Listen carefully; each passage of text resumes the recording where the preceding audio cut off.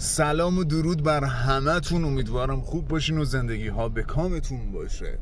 امروز روز گوجه کاشتنه و استرس های خودشو داره. مثلا کارگر آیا خوب کار میکنه یا نه، نهال کافیه یا نه، برق میده یا نمیره وسط کار. تو پول کارگر دادی برق بره، خدا نگهدار.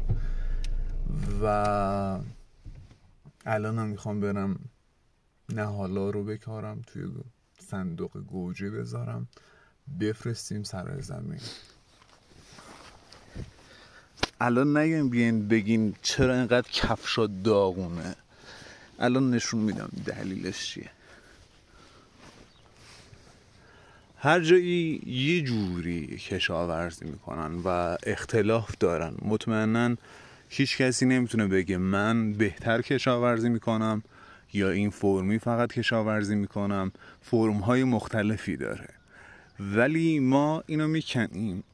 ریشه خوبی هم داره و اینو این حالتی توی صندوق میذاریم برای کارگران. خب اینم که از نهال هایی که ما یه جورایی از دیروز آماده کردیم توی سایه گذاشتیم و اینم از چیزایی که کاشتیم. فعلا کارگران اونجان و ما بریم به ادامه کار برسیم. فعلا خدا یار و نگهدارتون باشه.